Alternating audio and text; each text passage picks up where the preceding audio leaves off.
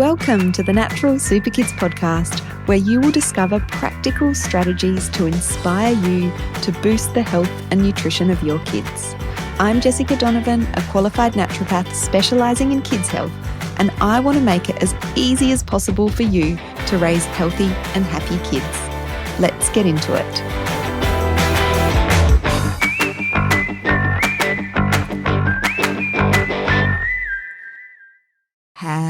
Hello. Welcome back to the Natural Super Kids podcast. Jessica Donovan here. And today, I'm super excited to bring the calming wisdom of my yoga teacher and friend, Kristin Nelson from Wholeness with Kristin. I've been doing Kristin's yoga classes for probably close to 10 years now, and I just love her style of yoga. Now, when I was in my 20s, and Kristin talks a little bit about this in the episode as well, like I loved yoga. I loved that really strong, sweaty, holding poses until your muscles burnt and like you left really sweaty and had a good workout. And now that I'm in my 40s, I definitely prefer a different style of yoga. And Kristin's yoga is just so perfect for me in so many ways. I go weekly to her studio nearby me in the most amazing location in the Aldinga Scrub. And really what her classes do for me is, they give me a rest from doing into just being. I am a doing type person. I'm a type A personality. I like to be busy, but that also can lead to a lot of, build up of stress and nervous system dysregulation. And so Kristin's yoga classes give me the space to go inward and really help me to connect to my intuition, which gets dulled from all the doing all of the time. So I absolutely feel like I don't know how I could live without Kristin's yoga classes. So I'm really excited to bring her teachings and learnings and wisdom to the podcast. In this episode, she talks more about her approach to yoga. We dive into the nervous system, why it's so important for us parents to be taking care of our nervous system. And she shares some really simple, practical ways that we can regulate our nervous system without it being another thing that we have to do. We talk a bit about yoga philosophy, and she shares some information about an exciting free event that she has coming up. It's called Pockets of Peace. It's completely free and online. I'm so excited that she is, sharing her wisdom. I know I keep saying that, but that's how I feel, with the wider world, sort of out of her yoga studio. So this is a really great opportunity to experience her work for free. It's online. It's a 3-part mini reset called Pockets of Peace. So I'd highly recommend you head on over to the show notes. The link is in there to sign up. And I am really excited to bring you this conversation with Kristin. Hello, Kristin. Welcome to the podcast. Thank you, Jess. I'm excited to be here. Oh, I'm so excited to have you on. I think this topic is going to be like our audience are going to resonate with this so much, particularly at this time of the year. So can you tell us a little bit about yourself and your journey to yoga? Yes, absolutely. I'm Kristin. I have 2 beautiful young daughters and a teenage stepdaughter. So I put myself in that, busy mum, busy life kind of category. And I also have a beautiful holistic business called Wholeness with Kristin. And I teach yoga. I teach yoga in my local community and offer beautiful online programs as well. And I guess I feel like I've always been on the yoga journey. When I was 10, I was taken off by my mum to get my first meditation mantra.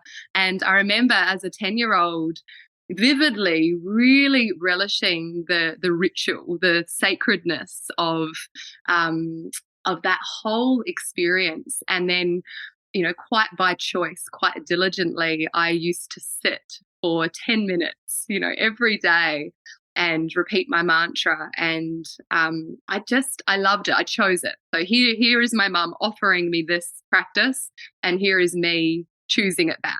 And I continued on with that meditation practice. And it was the style where every year you'd meditate for that minute longer when you're 11 minutes, 12 minutes. So I kept it up. And then when I was 17, I got the real inner calling, I have to say, that I wanted to try actual yoga, like an actual yoga class. And so I conned my mum into coming along to a class, which wasn't super hard because she was very much into yoga pre-children. And so, and then, I call her a heavy meditator, always wanting to be with her stillness practices, but hadn't really revisited yoga since the kids. So we went off to a yoga class. I was 17, as I mentioned. I was in my final year of high school. I was experiencing a huge amount of anxiety, social anxiety, pressure, overwhelm, feeling not good enough. It was hard, tough years. And something happened in that class that I feel like changed my life. And all it was I just felt a sense of peace. And I don't think I really had felt that quite so directly.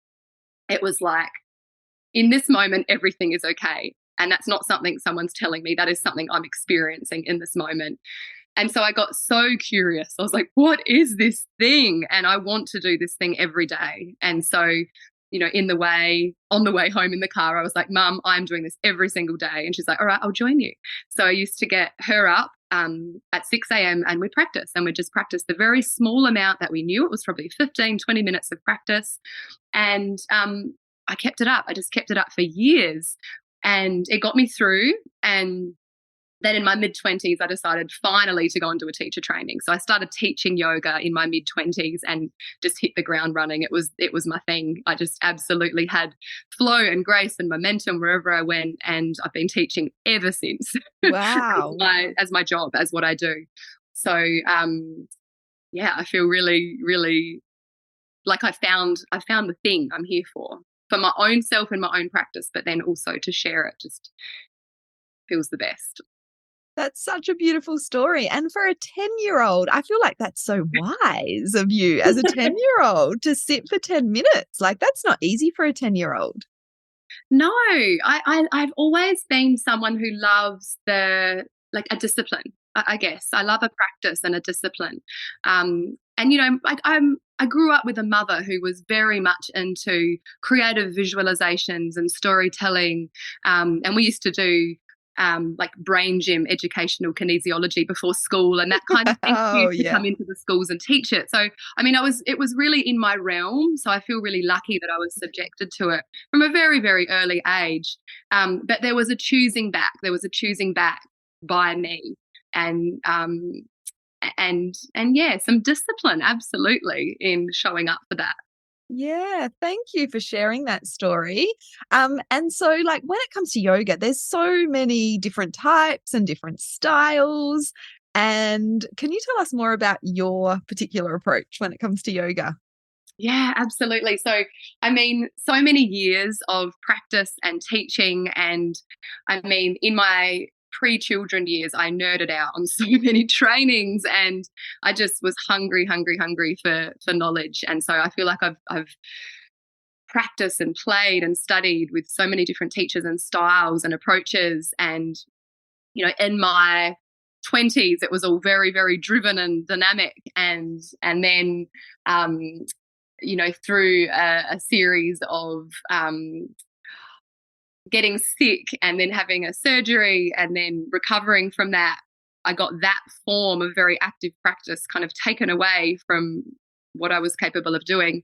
And so really entered into the realm of restorative yoga and therapeutic and remedial yoga, and learning more about the stillness practices and awareness practices. And so then that became my real niche and my real focus. And now, I'm somewhere in between. So I feel like, how would I describe it? I teach a very holistic, integrated style of practice, so that I'm incorporating, movement, mindful movement, strengthening, stabilizing, awakening, opening movement. And then I'm also weaving in breath awareness and specific practices and awareness practices, everything really very much about guiding people back to their steady, unchanging center as a way to navigate life that changes, with a greater ease and steadiness and peace and okayness. That's a central thread through every single thing I do. I feel like if I'm not teaching a class that brings people home to their steady, unchanging center, I'm not teaching yoga.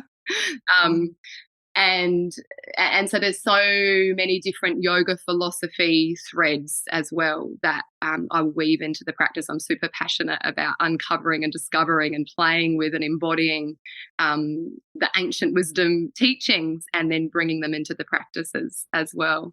Yeah, you explain that really well, because I do Kristin's yoga classes regularly, every week, and I did one this morning, and I think they're just there's nothing like your classes. They're just that perfect blend of that physical, feeling like your body's had a really good kind of stretch and strengthen. But just that effect that your classes have on my nervous system, I really don't know how I could live without them. Oh, yes. So talking about the nervous system, tell us about the nervous system, because I know you're really passionate about the nervous system, because of your own journey. You just mentioned that, you were not well and you had to have surgery, and then kind of, how that changed how you practice yoga. So yeah, tell us about the nervous system and how important it is for us mums, or really anyone, to take care of it. Yeah, well, I mean, the nervous system, everything's governed by the autonomic nervous system. So things are just happening automatically without us even having to think about it. And we are hardwired to survive. And so when we are perceiving a threat or something that needs some, immediate response, our body goes into this mobilization mode. And so everything that is basically not needed for anything other than survival is going to go right into mobilizing for action to basically, fight or flee. And so basically, like our breath gets really short and sharp and shallow, and our muscle tension goes up, our blood pressure goes up. But all of the blood flow and energy is taken away from all of our kind of, vital functioning systems. And so this is great, because this has meant that we have survived. For survival, right? It is. It's an absolute survival technique. And it also, allows us to actually get the things done, do the things. It's very, very important. But what's happening in the modern world is that there are these stresses that we're just not able to resolve so readily. And so basically, like, we are living en masse in this state of constant fight or flight, constantly in our sympathetic nervous system, and we're really unable to down-regulate and come back into a more relaxed, what's called parasympathetic tone, or often it's given the name rest, digest, or feed and breed, where the blood flow is actually directed into our systems and our organs, and we're able to do all of those things that we need to do to function and live well.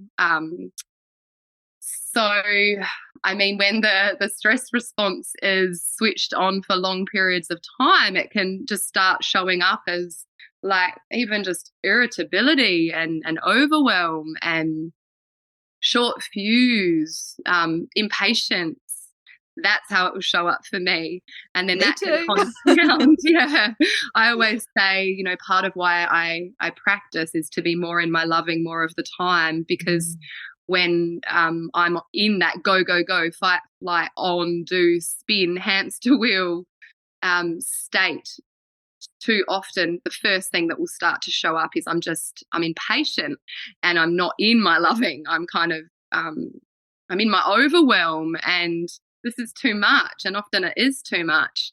And so I'm super, super, super practice about finding ways through the yoga practice to regulate and be able to come back into that more relaxed, receptive tone where we can actually be the kind of mamas that we want to be, partners we want to be, where we're not feeling so exhausted and strung out.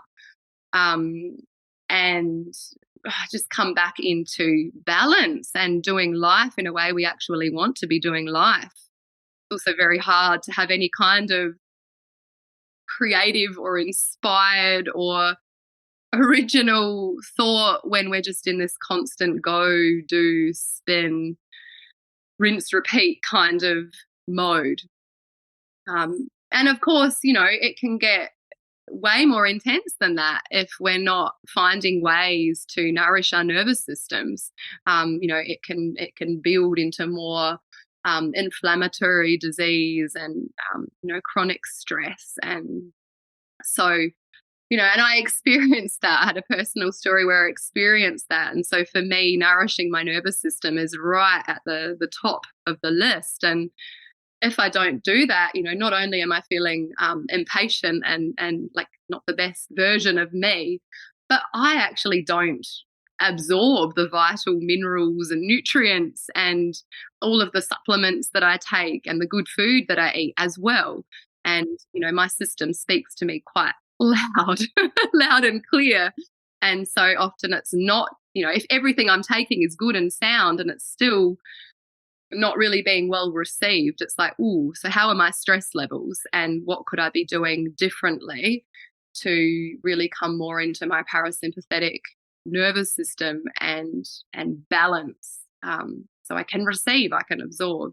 Yeah. Oh, that's such a great analogy. Like, and perfect for us here at Natural Super Kids. We're always talking about gut health and, you know, those sorts of things. And it is like a really important part of gut health. Like you were saying, when we're, you know, in that sort of stress state and our nervous system is not, you know, it is kind of in that fight flight mode, then our, you know, our gut and our digestion's going to be affected, as well as so many other areas of our body. So yeah, it's not a, you know, it's not a nice thing that we can do, like in terms of regulating our nervous system and doing that work. It really is so important for our overall physical health and emotional well-being and mental health as well. So what are some of the practical ways that the mums or dads listening can regulate our nervous system in our busy lives? Like, we're all busy, you know, we don't all have kind of, you know, 2 hours a day to lay and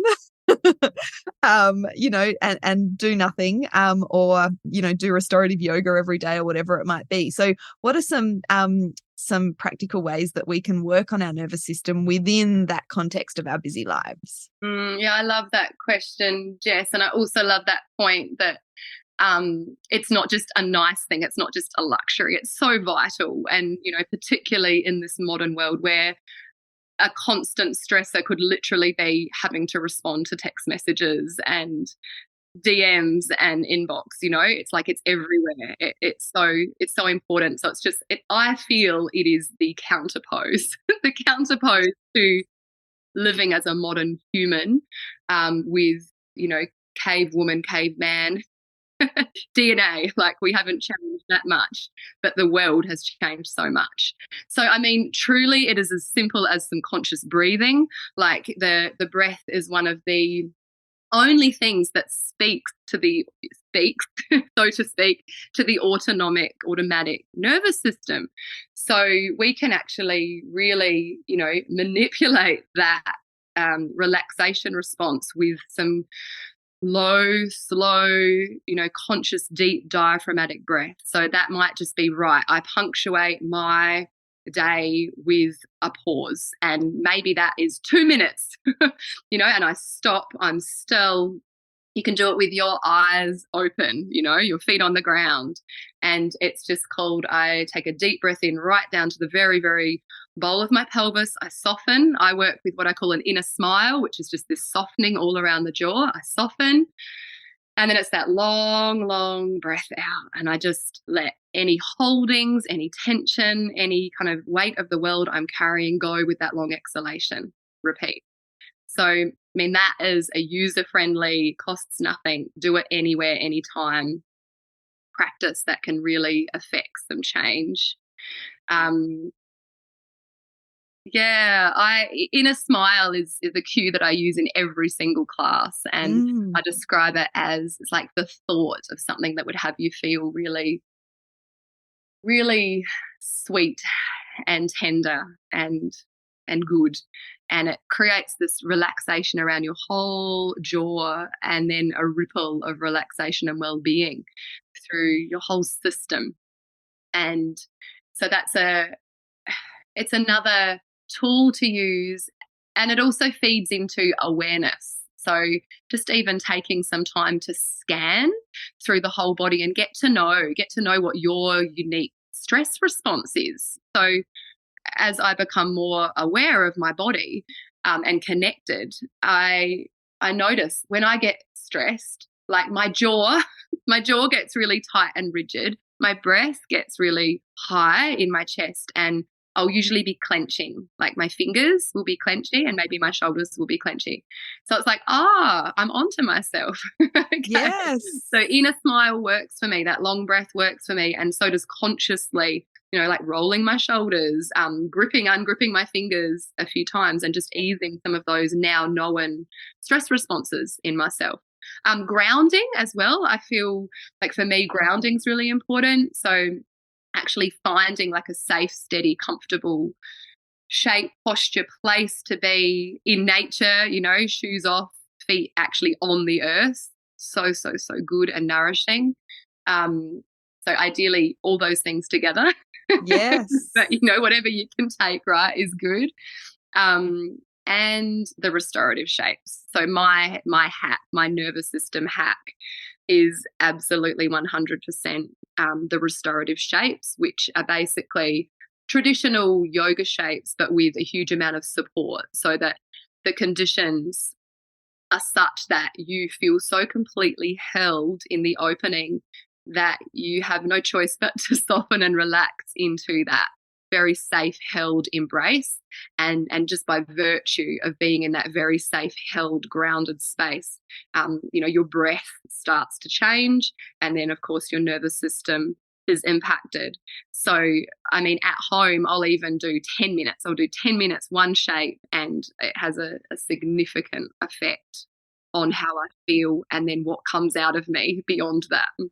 Yeah, and that's also doable. Like 10 minutes. How many of us waste 10 minutes scrolling on Facebook or Instagram and then realize, I was looking up a recipe and now I've, Totally, which puts, spikes all the adrenaline and that fight-flight response, as opposed to, I could down-regulate and really come into a different state. And the way I work with this these days, because I have to go and do school pickup, like my work days are very short, but I'll do a restorative pose and some conscious breathing for that 10, 15 minutes, whatever I've got, whatever I can manage and fit in before I go and get them. And it does change it. You can get really scientific and evidence-based, personally in your own experience, kind of curious in your own experience. And I just track I'm a different mother when I've given to myself in that way. Definitely. And that's such a great little tip, like 5-10 minutes in a restorative pose, or even just a couple of minutes, as you're sitting in the school car park waiting for the kids, just like focusing on your breathing. These things, don't have to take a lot of time. So thank you so much for those examples. And one thing I love about your yoga classes is that you bring in a learning of yoga philosophy for us to focus on in class, and then you encourage us to kind of take that into our everyday life for the week. So can you share with our listeners who, haven't had the privilege of experiencing one of your classes yet, one of your, I guess, favorites when it comes to these yoga philosophies? Am I getting that right? Absolutely. Yeah, I feel them as threads to weave into the fabric of the practice and life. Yeah. And my teacher says, it's life practice. So it's ways to help you live life more from your center. Oh, goodness, Jess, there's so many. That's a big question, isn't it? But I'm going to go with the good old yoga it's often translated as yoga is the stilling of the fluctuations of the mind.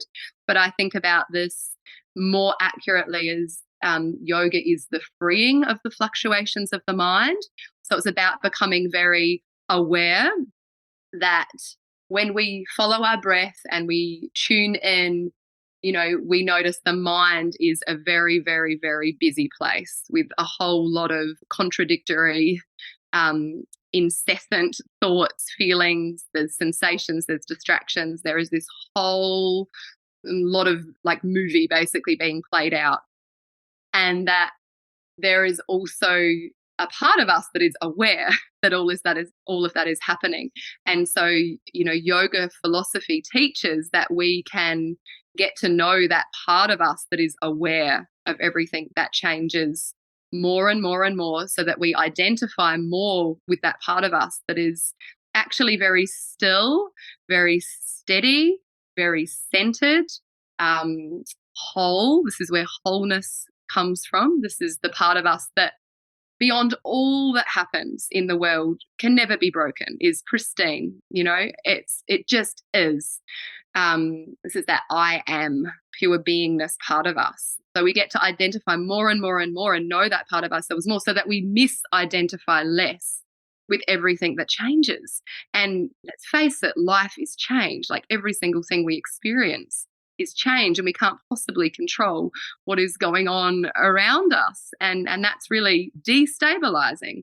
And so this becomes, for me, the most stabilizing practice to discover through practice again, this well-worn pathway back to our steady center. Yes, I love that one. That's so good. And that's that's an example for our listeners of the kinds of, lessons that we're learning within your classes that, do weave in. And I find, I'll come home from the class and, maybe the next day, those little, I just get these little reminders in my everyday life of maybe interacting with the kids or, those sorts of things. So helpful to remember and just be reminded. And I see that as, like what you were just explaining, I was going to say unidentifying, or I think you said misidentifying from, that craziness that goes on inside all of our heads in terms of the thoughts, and kind of being a watcher to all of that. Yes, that's well said, because it's not about stopping anything. It's allow that full flow of what's going on and know that you're not that. Yes. Beyond that. You've got space to observe that and not run around after it all and do the dance with all of that. It's so empowering. It is. To have that just as an insight even. So yes, I love that, because that's the point. It's taking it, from the mat. The mat, I feel, is the training ground where practicing, and then we go off the mat, and ideally, the things that have resonated really well, it's we try them out at home, and then we get to decide, oh, did that just shift that interaction with my child from perhaps that old default knee-jerk reaction, the outcome that would have happened? Have we had a different outcome as I put this skill into practice? Yes. And I would encourage everyone listening, to try out that 5-10 minutes of stillness or of breath or of a restorative yoga pose, prior to the kids coming home or picking the kids up from school. I think, and I'd really love to hear from anyone who does try that. You can reach out on Instagram is probably a good place to to share like how that changes your afternoon, evening with the family. Because I know for me, I mean, my kids come home on the school bus now, but it's still the same sort of thing. If you're going straight from, work, I work from home, to kids home straight into kind of mum mode, like there's always a bit of, I don't know, friction or, butting of heads because everyone's, whereas if you've had that little moment, it just makes all the difference. It's like a pressure release valve. Let out some of that pressure so that, here I am. Yes. More receptive, more present, less about to explode.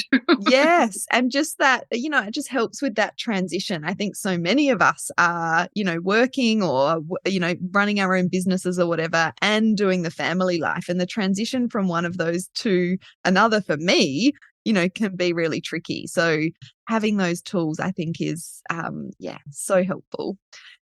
So you have an exciting free event coming up to support us through this hectic time of the year. Can you tell us about it? Yes, absolutely. I'm so excited about this.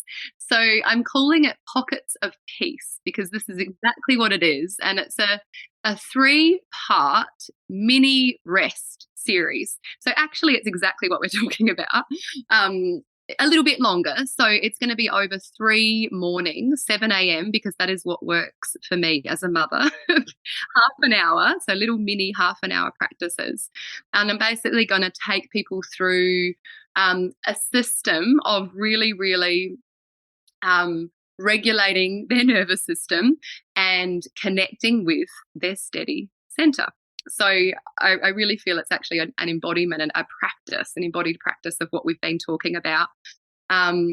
It's really to be inviting this greater felt sense of peace and harmony and balance into life, and in particular, so that you can learn how to experience this state of inner peace or inner calm, equanimity amidst the madness of life. And it felt particularly pertinent going into Christmas and school holidays. That is traditionally a really busy time for most people, lots of people. So even just the school holidays is a hectic time for parents. So this is like, I feel like this is my life goal and mission, and like, how can I feel truly okay, calm and centered in this moment, independent of what is going on around me? So that's what we're good. exploring. Yes. And it's all going to be online. So you don't have to be in, the local area, the Fleurieu Peninsula where we live. And I just love that you're taking your work online, because I think that so many people will be able to benefit from this. And it's free as well, isn't it? Yeah, absolutely. Everybody come. Yay. Yes. So I highly encourage everyone listening to sign up. We'll pop the link in the show notes so people can find it really easily. What's your website address again? Will people be able to get to it through your website? The event, I'm not sure. I think put the direct link in the show notes. Yeah, my website is wholenesswithkristin.com, but I don't have it up on my website. Yeah, it'll be a separate. Yeah, no worries. We'll make sure the link's really clear in the show notes. I would encourage everyone to sign up, because will there be recordings as well if people can't make that particular time? Yeah, I will have a recording available until the end of the week. So great. For that short amount of time, absolutely. As long as you sign up, you'll get the emails that will have the link to the recording, which you can do, anytime in that. Yeah, I was just thinking if like 7 a.m. didn't work for some people or in different time zones, they could definitely get onto it before that school pickup time or whenever sort of suits them. Absolutely. Yeah. Yes. A little Arvo practice would be perfect. Yes, that's awesome. Thank you so much. Link will be in the show notes for that. And thank you so much for coming on and sharing your wisdom. It's been so nice to talk to you on the podcast. Thank you, Jess. It's a pleasure to be here.